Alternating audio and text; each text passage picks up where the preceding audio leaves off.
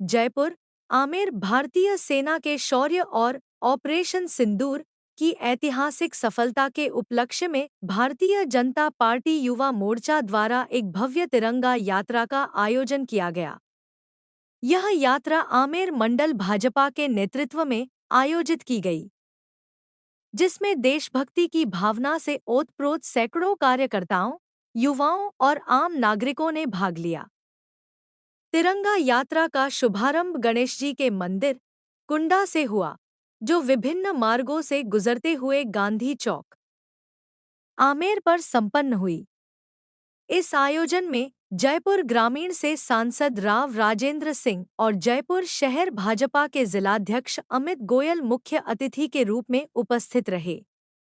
Ward number 1 के पार्षद हनुमान गुर्जर ने भी आयोजन में सक्रिय भागीदारी निभाई। कार्यक्रम का उद्देश्य भारतीय सेना की वीरता, समर्पण और ऑपरेशन सिंदूर की अभूतपूर्व सफलता को जनवरी से जनवरी तक पहुंचाना था। देशभक्ति के नारों और तिरंगे की शान के साथ यह यात्रा क्षेत्र में उत्साह, गर्व और एकता का प्रतीक बन गई। यात्रा में भारी संख्या में उपस्थित जनता ने भारतीय सेना के गौरव को नमन करते हुए वीर जवानों के प्रति सम्मान व्यक्त किया।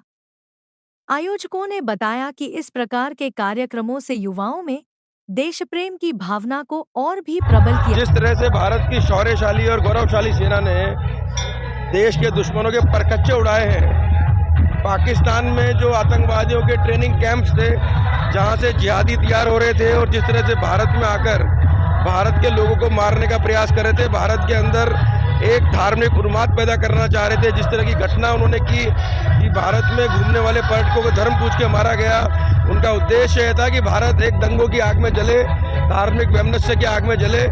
भारत के 140 करोड़ लोगों ने एक साथ खड़े होकर इस बात के लिए पाकिस्तान को कोसा, देश में आंदोलन हुआ और सरकार से मांग भी की कि अब पाकिस्तान का इलाज होना चाहिए।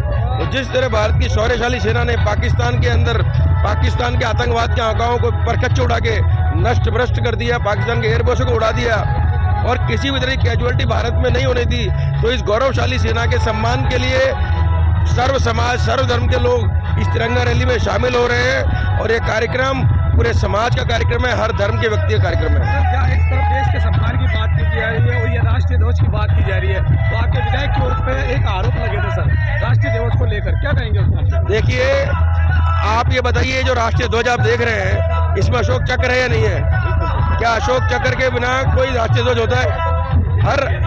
अगर इसी में अगर आप हाथ लगा, पंजा लगा दोगे तो तिरंगा कांग्रेस झंडा हो जाएगा कांग्रेस का। अशोक चक्र लगेगा तो तिरंगा हो जाएगा।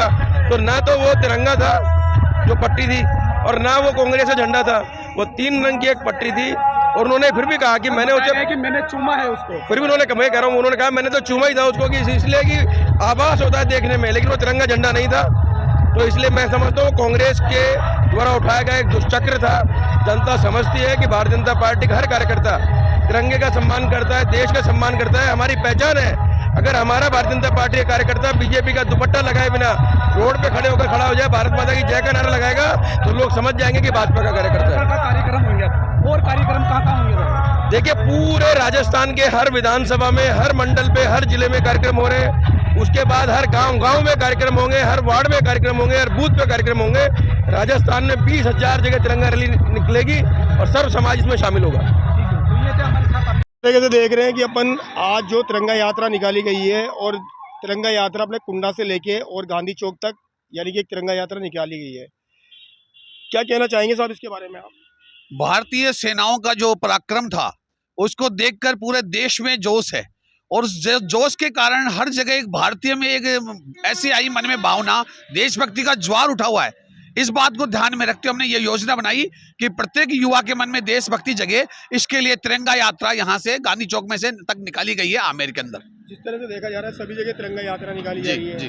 और जो ऑपरेशन सिंदूर है और जिन शहीदों को अपन जो श्रद्धांजलि दे रहे हैं, इसके बारे में देशभक्ति को देखने को अलग ही यानी कि रुतबा, इसके बारे में आप क्या बोलेंगे? निश्चित रूप से अभी जो हमारी भारतीय सेनाओं का शौर्य पराक्रम, प्रधानमंत्री जी का व्यक्तित्व और बाकी टीम ने मिलकर जिस प्रकार की कार्रवाई, जैसे आज तक भारत केवल डिफेंस करता था, पहली बार भारत ने ऐसा किया कि जो हमको छेड़ेगा उसका इस प्रकार इलाज किया जाएगा।